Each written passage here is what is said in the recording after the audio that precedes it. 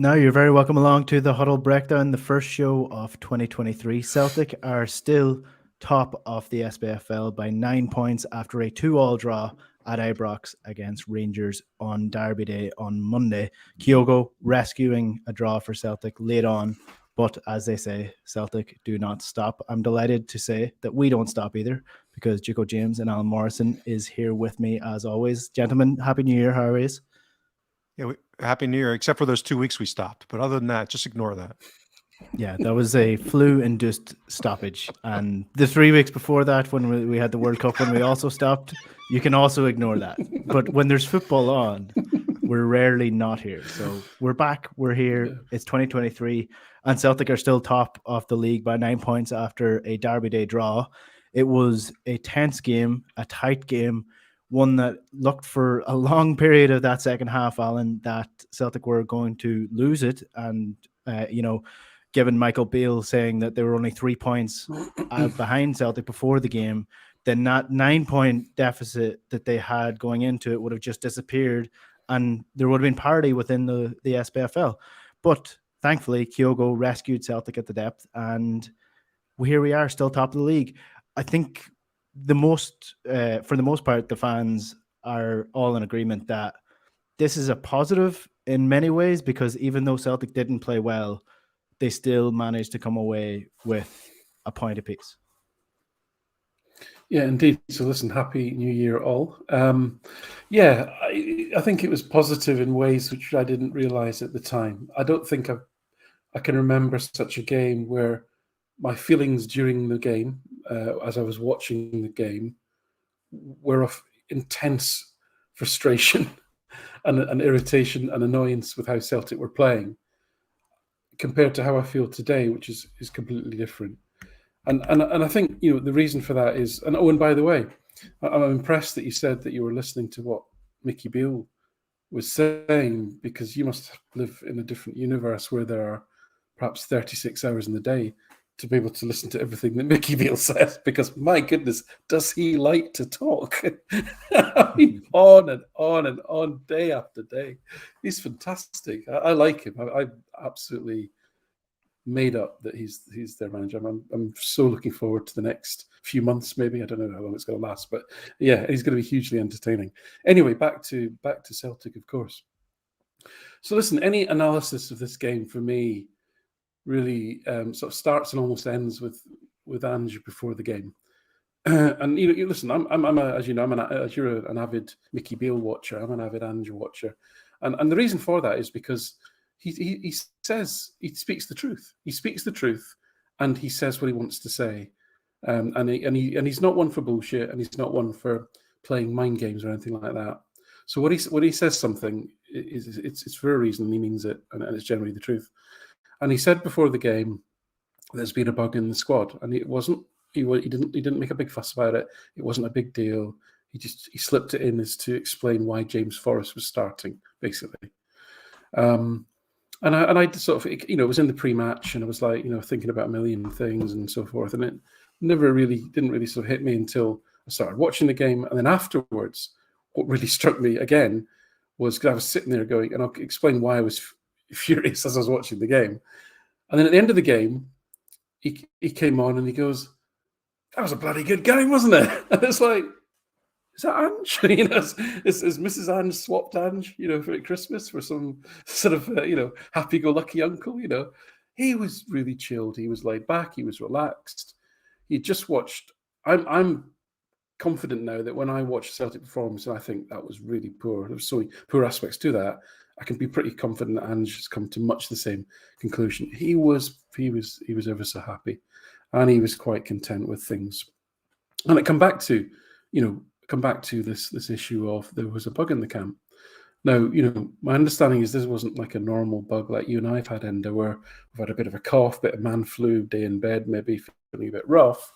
This is like things coming out of all ends, type of serious, like winter sort of vomiting type thing, and a number of players had been pretty badly affected, and I think we saw unexpected lineup changes. Now, this is not an Ange feature. He doesn't spring surprise. He doesn't play silly buggers. He doesn't try and second guess himself. He doesn't get cute with lineups. So Johnson was thrown in.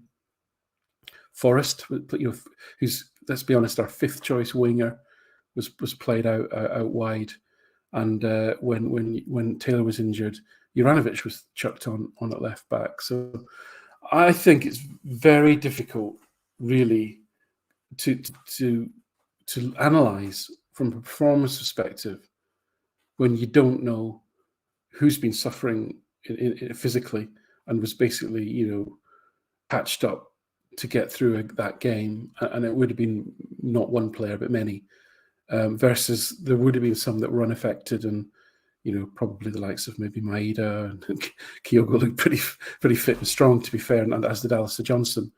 And so, whereas I could sit here and we could talk about Juranovic and Forrest and Joe Hart and probably some other people, I don't feel that I want to go down that road from a performance analysis perspective, because I think that this bug had a major impact on Celtic's performance.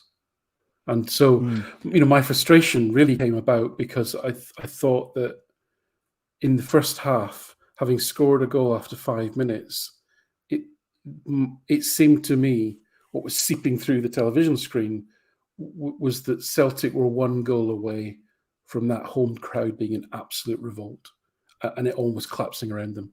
If Celtic had scored one more goal, gone in 2-0 at half time, I think you would have seen. If I say the crowd are revolting, it's the obvious joke, but you know what I mean. Mm-hmm. And it was my frustration that we didn't effectively, put our foot on their throat and press down.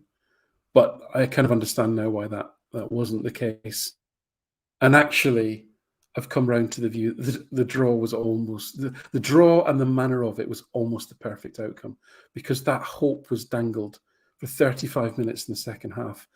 That place had hope that there was a title race to be had there, and the silence, the absolute silence when Kyogo scored that goal, it was a thing of utter beauty. And I think, but it didn't destroy their hope utterly, because there's still this outside chance. There's this little bit of hope to cling on to. So in some respects, from a sort of shits and giggles perspective rather than an analytical perspective, I thought it was almost like the perfect result, to be fair. Yeah, so and not many stats from me today, but yeah. Well, you mentioned the starting lineup. I think a lot of people, especially some of the ones that were commented under the videos on this channel, in the aftermath of the game, were quite critical of Ange and the team selection, and leaving the likes of Jota out of the team, for example. I think you can almost guess who had the flu or who had this virus based on who was left out, because I think, as you say, the obvious choices would have been the players on the pitch and it's a big if this flu had not been running through the team. So I don't think we would have saw Johnson get his debut. I don't think we would have saw Forrest starting, and potentially we'll see who may or may not have been the first and second choice subs as well coming onto the pitch as Celtic chased the game. Probably had the flu or had the worst version of it as well. James, we'll talk about why this happened a bit later on in the show and in more depth, but I think one word you could use to describe Celtic's performance was sloppy. This was quite a sloppy performance in terms of the passing, a lot of loose passes given away, and a lot of dangerous ones as well. It wasn't as if they were giving the ball away, at the edge of Rangers' box. This was simple passes coming out of the defence, being intercepted, being turned over, and Rangers on the transition very quickly as well. So sloppy would be one way of describing this. Sloppy, but also, I think was made clear in that game that we're back to the future, most likely with the Beale regime, which is to say that they lined up in what became their patented Christmas tree formation under Gerrard and when Beale was his assistant. And, that is not, when you have a degree of athletic players like they do, they didn't high press all that much, so they were relatively mid-block, compact, narrow in that Christmas tree. It just doesn't leave a lot of space, and I just looked up the numbers out of curiosity, because I'm trying to bring something different, because I agree with almost everything that Alan said so far, right? So the externality issue here of potential sickness going through, I mean, that's, you can't quantify it, and obviously could be a material impact. But if you go back to the 18-19 season, when they basically had half our wage bill, and the likes of Kyle Lafferty were a meaningful position player playing for them, and Hatate was at center back, for example. In aggregate, over the 4 league games, they actually accumulated a higher XG than we did, and that was with about 60 minutes, I think, of the March fixture after Morelos had been sent off and they were down to 10 men. So that us struggling to break down this Christmas tree is not a new phenomena, right? So I thought I'd bring that to the table. It's not easy. It isolates our striker. It happened when Eduard was there, even when he would drop deep and get much more involved in play than how Ange's strikers do. And really, if you break down the game, I actually had the one thing I disagree with Alan, and it's not a disagreement. I had a different experience than him.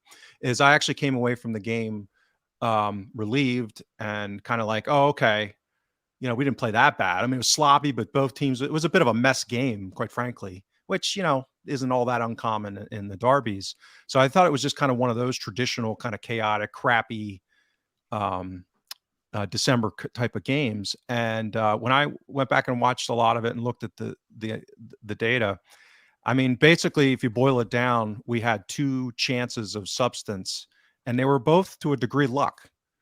You had the first, and they were both goals, right? So, basically, as Alan likes to say, three mistakes create a goal. Well, they had, 3 mistakes in that sequence with the Morelos pass, and then Tavernier doing whatever the hell he did, and made it with a nice finish. But then, Grandpa McGregor, playing like Grandpa McGregor, not really doing what a keeper should in a one-on-one situation.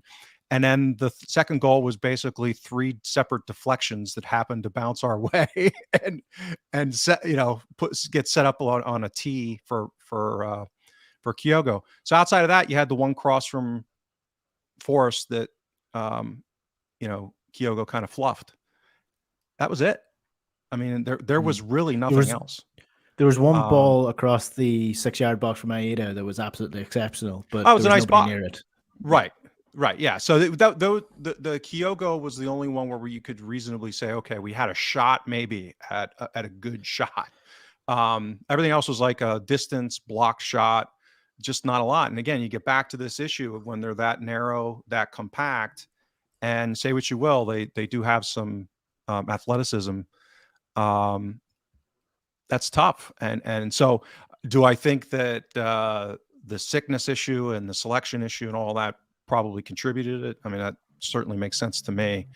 But this is probably going to be a challenge going forward. Not that we can't overcome it, not that, but it's going to be different. We talked about it last season with Van Bronckhorst, as he's a little bit more chaotic in his tactics, and that created some opportunity for us. And I'd be shocked if this doesn't become the norm again under Beal, at least head to head, is that we're going to face that kind of rigid, narrow Christmas tree. And I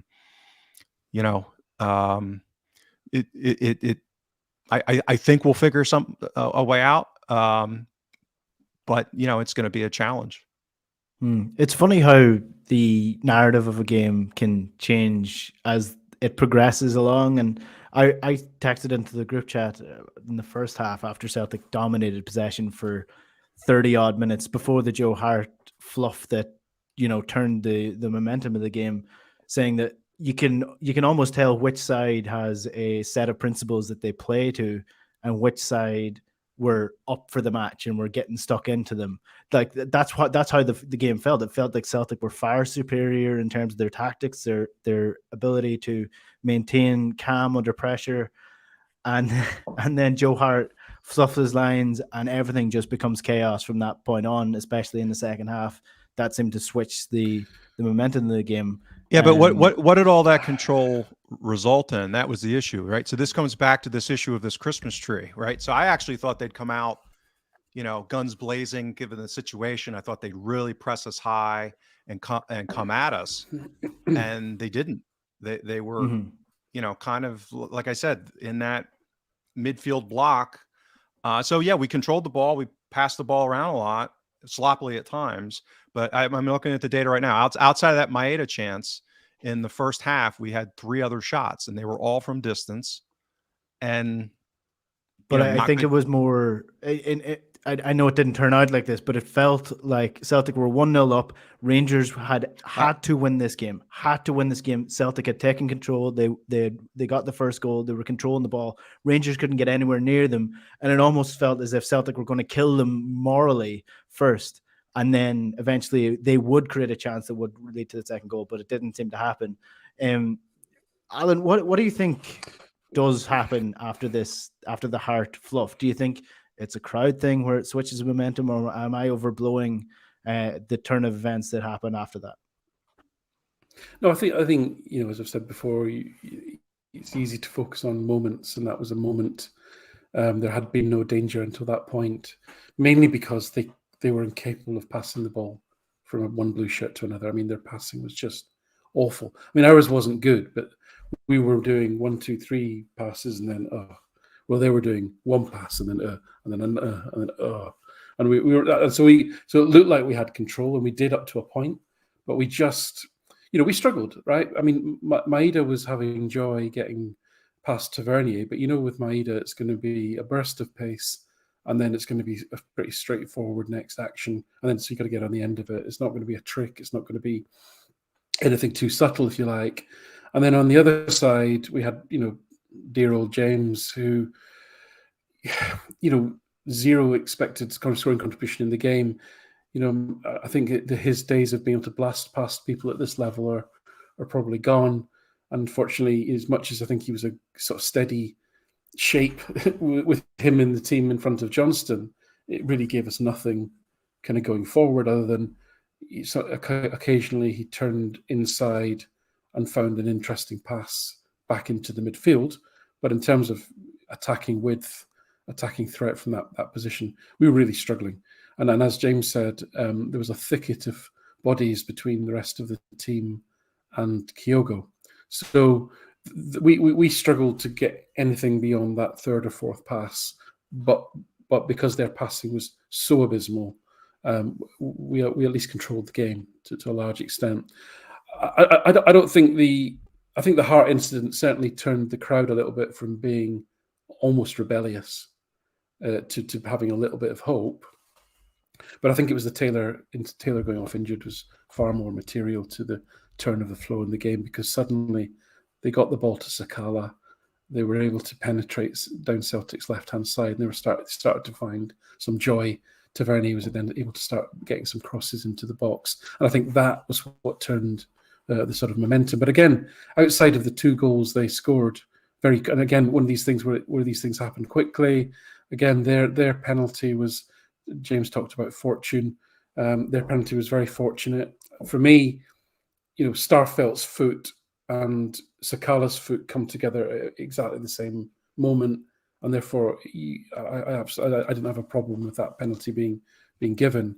It was unfortunate, but having said that, Starfelt made it unfortunate with his decision to go to ground when he had no need to do that. All he had to do was get out Sakala and just stop him from getting the ball across and block and just stay on his feet. So it was an awful decision, and he got punished for it in a very extreme way. But outside of that, again, they didn't create a huge amount. Listen, for me, the most important context of all of this is this was clearly a physically hampered Celtic team. That's this. I know they've had a lot of injuries. That is the strongest starting 11 they could possibly have put out.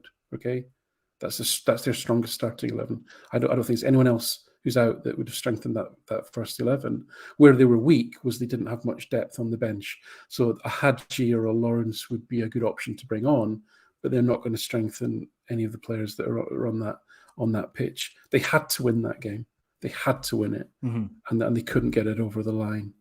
And so I think domestically, I know that James will say some of Celtic's response to the pressing that they did do wasn't good, and that the weaknesses around our ability to break down that defence. Completely agree with all that.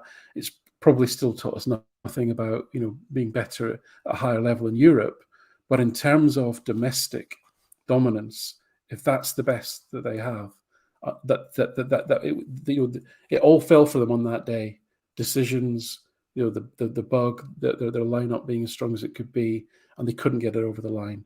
And that's what we have to take sort of heart from. And that's not to say there aren't massive learnings and improvements that, of course, that we can that Celtic need to take on board as well. But I think the turning point, going back to your point, was more the Taylor injury. Yeah, so let's talk about that for just 1 second. I know there is a question in on O'Reilly, and I do want to get to him in just 1 sec. But let's talk about the left back position for a second, because Celtic have a backup left back in Bernabei, but he did not get the call to come onto the pitch. Now, given what we know about the bug, do we think it was a bug thing, or do we think it's I don't trust Bernabei tactically in this sort of pressurized game? No, I don't believe that's the case. I believe of all the players in the squad, the two most violently affected were Jota and Bernabei. Okay. So okay. I mean, Bernabei was superb when he came on against Hibs in midweek. I know the game state was favourable. Celtic were winning, but he was excellent against Hibs. So I wouldn't create a story around that. I don't think that's the case. Okay, that makes that a lot shorter of a discussion than I anticipated. So let's move on to O'Reilly then, because a question in from Gucci Truther, I think it is, and he's saying that O'Reilly looks completely gubbed, which I presume is a Scottish slang word for tired. He'll be the player of last season again after a rest. So O'Reilly, I mean, not very impactful in this game, hasn't really been impactful for Celtic in a number of weeks. I know he was playing his number 6, James, but do you think this is tiredness? Do you think it's a systematic issue, or what do you think's going not so right for O'Reilly this year? I think it's mostly since he's gone back into the attacking role. And again, just watching it, and obviously watching him, but also looking at his performance metrics, it's just his passes aren't coming off for whatever reason, right? So when he's taking the chances that he has always taken and trying to put teammates through and be more aggressive in creating chances, they're just not coming off. So why is that?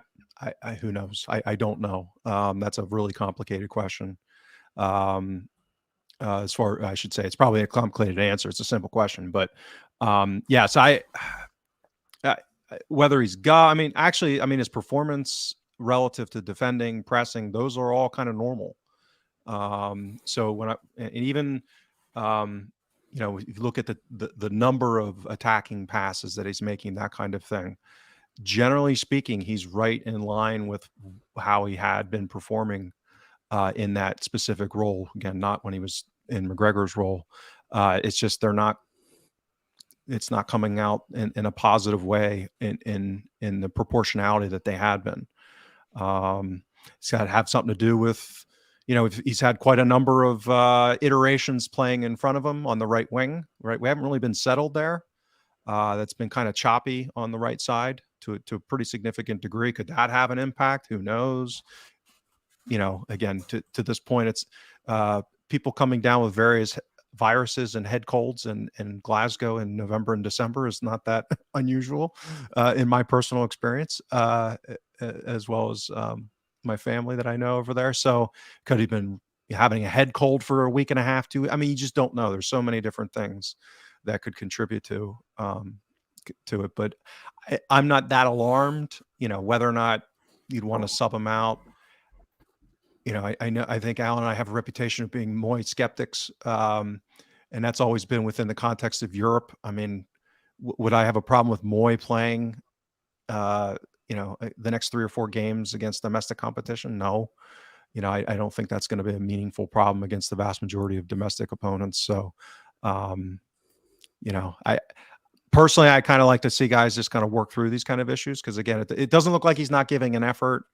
It doesn't look like he's an unsettled type of player, that kind of thing. It just looks like a guy it's not quite coming off for, almost like again, using one of my sports analogies, like someone who's in a shooting slump in basketball, right? And who's a shooter. You just got to shoot through it. Just keep shooting. Eventually, it'll come around. So that's kind of what I would like to see with him. But unquestionably, this is not an eyes versus underlying performance metric thing. Like, he has not been up to what had been his track record over the past couple of months. So, it's not as if this is coming out of some kind of a rational narrative or something. I think there's a legit analytical case to be made that he hasn't been great. Yeah, he's certainly had 3 pretty ineffective games in a row. Now, I believe we can discount the game on Monday for the reasons that we've already talked about, and him being quite badly affected as well. But that I don't want to. I know I'm known as an O'Reilly fan, but his last 2 appearances before that, his numbers were not great. Now, just again, I don't know. I think, as James rightly said, it's probably a complicated answer. But just something that occurred to me as James was talking there is that his performances, especially that Dundee United game at home, and so this is before McGregor came back, so he was still playing in the 6th position. That Dundee United game at home, he a non-analytical phraseology of he literally took the game by the scruff of the neck and dragged that team forward and over the line to victory is pretty much what he did. And that's what the numbers tell you as well. Okay. Now, this is a young guy who's, he's still finding his way, 21 years old. He followed that up with another couple of pretty impressive performances, at Aberdeen and at home to Livingston as well. Tight games where he put in a power of work. I just wonder whether this almost McGregor being back, he took on a lot of responsibility when McGregor was out the team in terms of the way he adapted his game. He was actually even more impressive in the European Champions League games than he was in the domestic games. Whether there's a bit of mental exhaustion there because he's had to step up and be that team leader, even though he's not replacing McGregor as captain. He's had to play that critical role of that pivot role that kind of glues everybody together. And whether he's just kind of coming off the back of that a little bit now, McGregor's back. It's almost like, oh, thank God, I can almost kind of relax now. And he's kind of, there's almost, as I say, a little bit of a mental exhaustion. I don't know, right? I'm just speculating, but there's certainly a noticeable drop-off on his performance in the last 3 games. I think it's a combination of physical that we know about, and possibly just a little bit of mental. And actually, as James said, taking him out the firing line for a game, we've got a reasonable set of games coming up now where I think we can optimize giving people game time, getting everyone up to speed for the rigors ahead. Would it be a great loss if Turnbull sat out the last 2 games from suspension? I don't know if he's got another one to sit out. If he played instead of O'Reilly for a game, would that be a disaster? No, it wouldn't. So I don't know. Just a thought. It might be nothing in it, but it could be something. Yeah. Speaking on the mental aspect of the game and mental tiredness of it, I think it could be just as simple as the fact that O'Reilly has had to play multiple different roles within the team over the last number of months, and now he's readjusting to the current one that he had. Before he played the number 6 role for McGregor in the Champions League, he was playing as the second striker in the press and having to work his balls off in that situation, and then get back in and be the number 8 and be the link man. And then he had to go back into the number 6 role and learn a full new trade there. And then once again, now he's finally been pushed back into his regular position. It might just be a simple issue of, okay, what do I have to do in this system? Because Ange's system is very complex. It's not just as simple as, okay, here's your number 8. This is where you stand in the pitch. It's where am I supposed to be in relation to every other player that's in these different segments of the pitch with me. So I think it will come. It's insane to say that he's still 21 years old, because he really is. And just one thing on that then. So, again, the big tell in Ange after the game was his comment about, these are people, not robots. That was Ange speak for saying, look, there's been issues here. They're human beings. They did their best. Similarly, if you think about O'Reilly, right? Look at his personality, look at his character. This is a kid that takes the game incredibly serious, takes his job incredibly seriously. He's not a flippant person.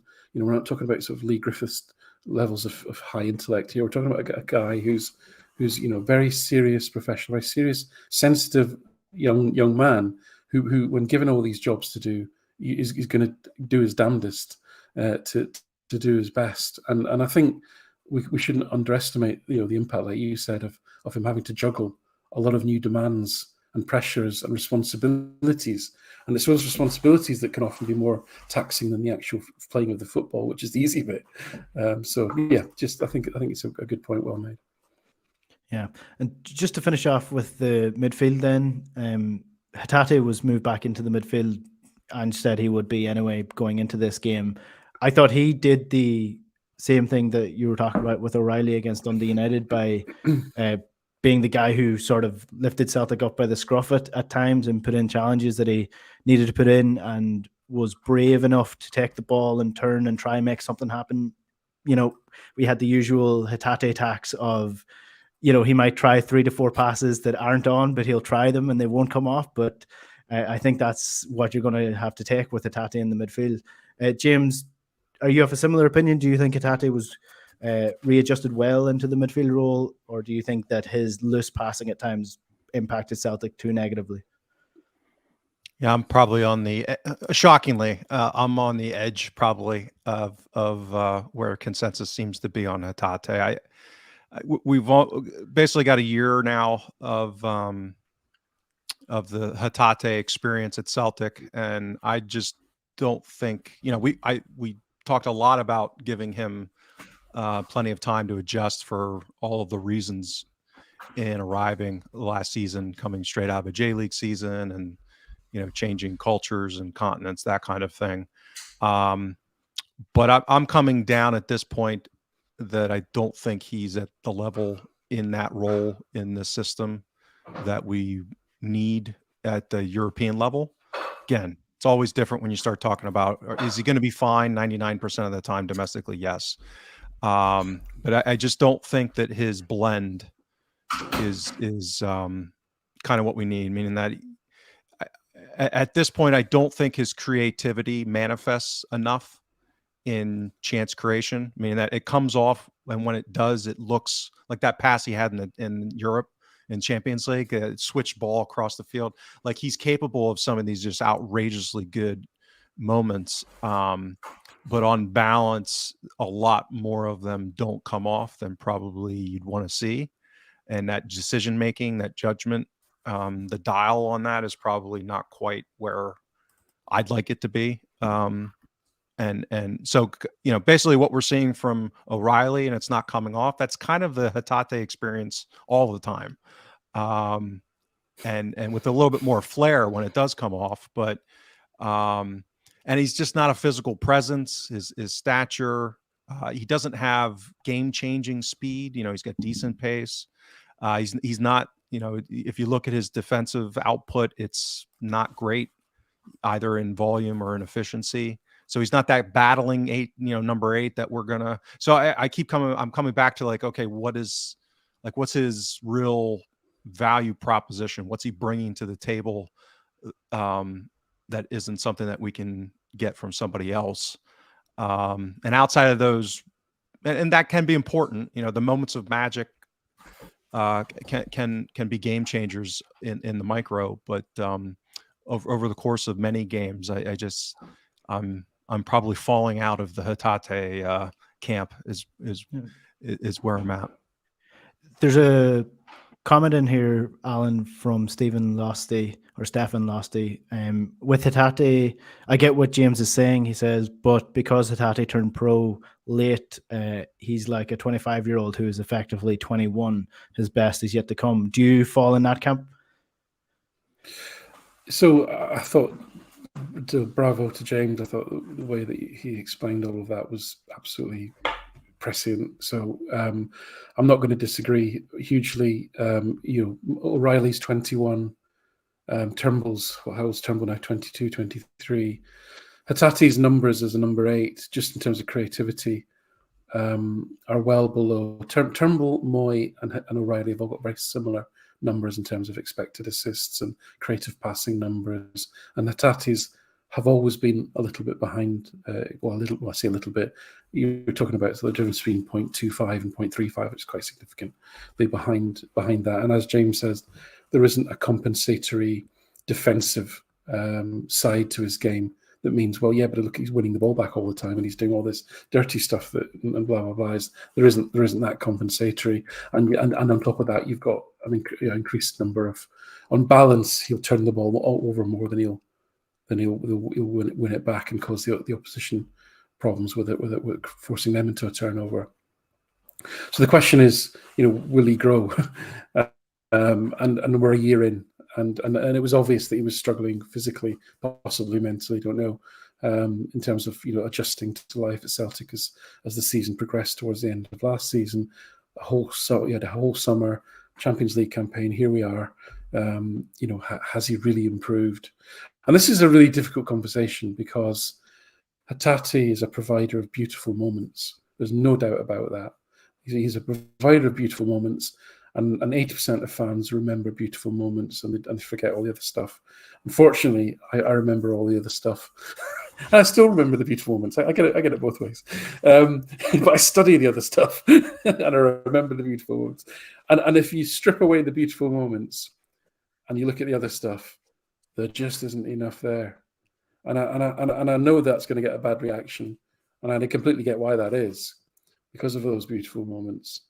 And it's an indulgence you can probably live with domestically, as James says. So I'm really just putting in what James said very eloquently.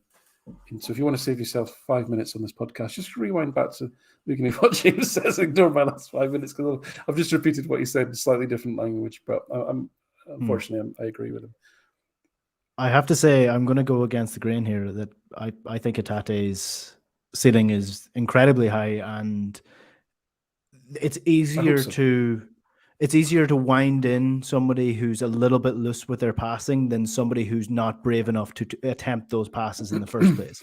So that's where I see some positives within Hatate, is that he's a brave player who takes risks, and you can, as you mature as a player, and I think that's why it's a good point from the person who made that comment, that he's still quite young in terms of his football years, in terms of senior football. And I think you can improve and mature as a midfielder, and maybe say to yourself, okay, that pass is not on. I won't make that. I'll make this 5-yard pass instead, and do the simple things. Doing the simple things tends to be one of the hardest things, and one of the hardest things that young players tend to not focus on. There's a great story from Roy Keane, the first time that he was played by Nottingham Forest, and it was Brian Clough that gave him his debut. And Brian Clough came up to him in the dressing room and said, you can pass the ball, you can run, and you can tackle. You're in the starting lineup now this weekend. And I think those are the three things that Hatate needs to just focus on and mature and improve on. And maybe he won't, maybe he will. We'll just have to wait and see. But I guess to finish this off, is this why we're seeing Iwata come into the side, another midfielder coming into the club? Abelgard didn't really tend to work out. Itaguchi hasn't worked out. I mean, I'm absolutely shocked that that McCarthy didn't work out. We didn't see that one coming. But is that why we're seeing Iwata come into the club now, that maybe Arns sees this as a potential issue down the line? I think there's enough circumstantial evidence now that I'm a jaded, skeptical jerk anyway, but this seems like another example of what we've already seen a lot of, which is opportunity. Meaning that this Iwata, his contract situation and his familiarity with Ange, and vice versa, I should say, seems to be the keystone of why he's coming. This seems to fit the pattern that we've had, which is old lists, guys on old lists that we, had scouted or whatever, agent, whatever you want to call it, for a period of time, and they become available.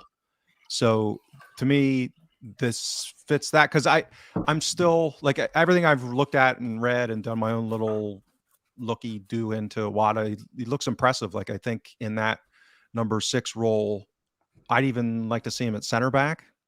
I know this is always heresy, but at times, particularly domestically, and he's played, I think it's about 60 or 65% of his minutes in the J League were at center back. So it's not like he's, you know, a midfielder that's played a little bit of center back. He's played a lot at center back. So my problem becomes, what do we do with McGregor then? Because I'm, you know, he is not at the level that we need athletically anymore at the Champions League level, in my opinion. I've been saying that for a while now. So does that mean we change shape? We go to a double pivot, and with O'Reilly's at 10, that kind of thing. Again, that would not be unusual based off of how Ange has managed in the past. So we've been in this very rigid 4-3-3 for the most part since his arrival in attacking. And it's you know, it changes intra-game. It's as you say, and it's a complicated system. For the most part, it's been with that single pivot. And I wonder if this is part of a plan to maybe get more fluid in how he's going to have us line up, because particularly as we head into next season, I don't know, like we're still in that deficit gap. I mean, I've been saying it for a year and a half now, at least, that probably my most preferred recruitment priority would be getting a stud number 8, kind of a box to box athletic, you know, someone who can defend at the European level as well as have some technical skills and creativity. You know, again, those are not that common to come across, obviously, particularly in the price range, but I don't think he fits that, and we don't have that still. So, and I don't think McGregor is going to do that. So quality, depth, yes. Hopefully maybe a little bit at center back at times. Because his passing, that's the one thing when I profiled him, his passing ability relative to control. I mean, he doesn't look like he's an elite creative player, but his ball progression and his security on the ball is like an outlier. Like it's, you know, I do like a ranking thing when I look at players and their percentile in their league and their peer. And he was basically, I don't know, I think it was like out of 40 different center backs in the J League. He was number 1 or 2 in every single passing metric, as far as, like, you know, accuracy and getting it to where it's supposed to be going, basically. So that's a hugely valuable skill set, particularly being press resistant. This is when I get back to the idea of maybe him at center back. Is part of that is being press resistant. So defending is obviously a big part of it. And I think he's about 5'10". So he's not huge, but, you know, he's quick, he's pacey, he's good on the ball, very good passing. You know, again, with the absence of that not happening at the keeper position, as we've talked about, and CCV not being that either. Again, that's where I get intrigued about this idea of us having a legit ball playing center back, and I think he could be. He's not left footed, and the other center back that we have signed fits that profile. So, my guess is he'll be in a pivot. But whether it's one of a dual pivot or not, I think that'll be the big question. So to finish off by going backward to the defense, because, I mean, there was some colossal errors in this game, and you mentioned one of them earlier on, Alan, and that was Starfelt jumping into that challenge. In my opinion, no matter, firstly, my opinion is that it's a stonewall penalty. My second is that no matter what your thoughts are on that penalty, Starfelt does absolutely not need to dive in there, and I would be fuming if I was coaching him for doing that, because it was so silly. Juranovic was way out of position for the first goal, and I think that comes from his sort of eagerness to to be in an early stage for the press. I think he thought Alan McGregor was going to go short and he would have to go to Tavernier because Maeda had gone narrow. But in any case, you wait for your trigger. So he was technically cheating, quote unquote cheating, trying to break the trigger and get there early. And he was miles out of position as a result.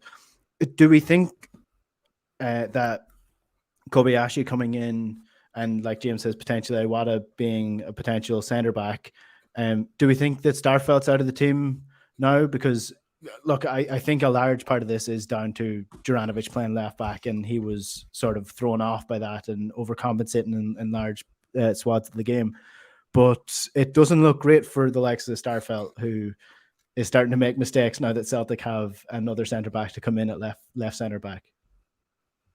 Yeah, I mean, Starfelt, after starting the game very well, made a number of... I mean, every single game, he gives the ball away with just a really lazy pass and allows the opposition to break on Celtic right from a dangerous situation. And he did that twice, actually, as well as the penalty.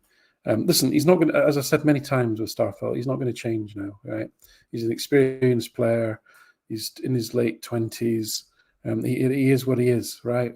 You know, the strength of him being a front foot aggressive defender, similar to the sort of Argentinian model of centre backs, if you like, topical, isn't going to change. And the quid pro quo of that is that he will overstretch, he will overreach, he will literally get pulled under the ball on occasions, and metaphorically try and win things that he can, and like the penalty, for example. We know he's an awkward customer when it comes to trying to distribute the ball. His body shape is exacerbated on being on the left, where he's having to get himself contorted to turn his body to pass the ball with his right foot. None of these things are going to change that I see. So we absolutely it's an area that we need to improve, because we've got a benchmark in Carter Vickers that I think is an exceptional player, and is the sort of quality of player we need to build a squad of equal players. And if we can do that, we've got a serious team, right? So I don't know. I honestly don't know a lot about Kobayashi as to whether he is that. I'll be honest with you. I believe he's a very, very good passer of the ball, and he is left-footed. But as we all know, he will get judged with how he deals with Joel Nouble on a Tuesday night at Livingston when the ball's coming down with snow on it. That's how he's going to get judged, right? And so we'll have to wait and see how that goes. Otherwise, I would say the trends are towards getting more athletic, versatile, intelligent footballers. And I say that because that's how I would characterise Alistair Johnston. That's how I would characterise Iwata as well, as my understanding, is they are both players who will happily play different positions, and in fact seem to thrive on being given new problems to solve. They're both, as James says, similarly 5'11", 5'10", good athletic individuals, good strength. I mean, it's funny that you mentioned Roy Keane. That was mentioned to me today in relation to Iwata. I'm not going to burden him with unrealistic expectations, just in terms of a similar style of play. I mean, because actually, I think you had it spot on. And Roy Keane's greatest strength was the extent to which he simplified a very difficult position. And he nearly always made the right decision. And so if it is true that Iwata similarly plays the game in that way, and he seems like a very intelligent player, then that'll be a good start. I'm not sure either of those signings shift the dial in a European level in terms of individual quality, but is there the potential for them to be coherent within a system? Because as we've seen with Ange, the power is in the system, not necessarily the individuals. And that's what's allowed us to absorb the likes of Starfelt and not very athletic Ralston and Taylor, who both, is that they're all three of them, and include Starfelt in this. They're all good characters. They're all great professionals. They're all going to work their socks off for the team and do everything they can. Are they going to do stupid things, or are they going to be incapable of doing some things that we want them to do at the highest level? Yes, they are, because that's where we are. But you cannot fault their commitment, and the willingness to learn and adapt to the system that Ange wants. So if he's bringing in players that are an uptick athletically, we don't know if they're an uptick on a quality perspective, and they fit the system, then I think we're moving forward incrementally. May not be by much, but then all you can expect is progress, right? Mm-hmm. Yeah. So just to finish off, I will be absolutely torn to shreds if I don't mention the handball in the Derby game. So was the Yorkshire Whistler, was he involved in this? Did he have a look at the game yet? He has, and we're kind of mid-dialogue on it. Oops. Sorry, I stopped my own camera there. Yeah, we're mid-dialogue on it, is all I'll say. I'll go on then. Why not? I'll reward the 20 of you that are watching this live, or however many it is. That he supported both decisions, both penalty decisions, as he often does, because he's not here to satisfy Celtic supporters. He's here to give an honest, professional opinion as an expert. I think it's based on the proximity of Goldson to the actual shot. Now, my point personally, just a personal opinion, would be, Starfelt was having a shot at goal. If you moved Goldson and Starfelt 5 yards towards the goal, effectively would have happened. Goldson would have pushed the ball over the bar with both hands. And I cannot imagine any football ground in the world that you would have had a penalty for that on. But putting all that to one side, and given that each individual decision, as I say, can be, as we know from the handball rule, can be interpreted seemingly infinite in a number of ways. I would be shocked, honestly. I was shocked it wasn't given. I actually called it straight away. Believe it or not, my old eyes picked on it. I said to my daughters, "Well, that's a handball. I'm sure that's a handball. Go back." No, not many people saw it in real time. In fact, I don't think many on the pitch did. And to be fair to Beaton, you can him saying to players, "I didn't see it." That's fair enough. That's what VAR is for. But when you see Goldston bring his arms together and then push the ball up like that, now this all happens in a fraction of a second, obviously, and we've got the benefit of slow motion replay. But to me, it looks an obvious penalty. And but the paradigm is that if in doubt, you don't penalise the Rangers. That's the paradigm. That's if you want to discern a pattern about decision making. I'm not saying you couldn't justify that not giving that penalty. You can justify not giving that penalty by the guidance around proximity and the fact that his arms are tucked into his body and this sort of thing. But when you see it fall one side or the other, and it falls the same side time and time, how many coin flips that end up going heads in a row do you have before you say there's something wrong with this coin? You know what I mean? Now, I don't know the answer to that, but at the moment it's a lot. All right, since VAR was introduced, it's every single one. Now that could just be bad luck, right? But we'll see. Mm-hmm. We'll wait and see. Either way, I think we're coming away from this game positive. Yeah, the result was positive. Again, given all the externalities, how we performed, the disparity and the meaning of the game between the two clubs. I mean, they really needed it. Whereas a draw suits us fine. As far as the title race goes, couldn't be happier. As I kind of opened up with, I think that there are some legacy questions about system matchup on a head-to-head basis, and I think that's it's a question. I'm not making any declarative statements. I'm interested to see when we're at kind of full blast, everyone's fit, charging, ready to go. We might get that, the way it's lining up, we could be lined up for a cup final. And I think it's at the end of February for the League Cup is how it falls this season. So that could be interesting. And I think it'll be a good litmus test for, the Beale regime, so to speak, and how he's going to play against us. So that's purely an analytical point. But yeah, I mean, it's just from a result perspective, delighted, I think, is the word that people use, right? Yeah, I think the fact that number one, Celtic didn't play well. Number two, again, the penalty for Goldson, it should have been a penalty. Number three, you look at the bench and you've got Jota, Giakoumakis, You didn't have Haksabanovic. You didn't have key players in the midfield. You're playing your first choice right back at left back because your first choice left back went off with a hamstring injury midway through the game. You've got a right back who's making his debut in the biggest game of the season. And they threw everything they could at Celtic, and Celtic came away with a draw and are still 9 points ahead. I think that does a lot more mentally for the team. The fact that, things were not going right going into this game. They didn't go right during the game, but yet here they are. The result was still a draw for Celtic. So overall, I can't take anything but positivity from that. In the end. Quick shout out. You mentioned Johnson. We had a questioner who's watching live, Kookaburra. I don't know what that is, but just quick on the data side. I mean, obviously there was the Kent goal, but outside of that, I don't know if you've gone through the game, Alan, but from what I've looked at, he played a fairly defensive, there wasn't a lot going forward. Ball progression was good, and overall the defending was good, with that one exception, obviously. But a lot.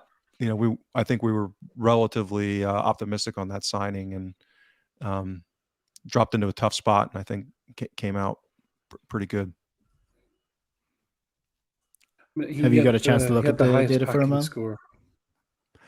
Yeah, he had the highest packing score in the whole of anyone in the team. He was 13 ahead of Maeda. So trying to make that a little bit less abstract. What's the reason for that? It was mainly.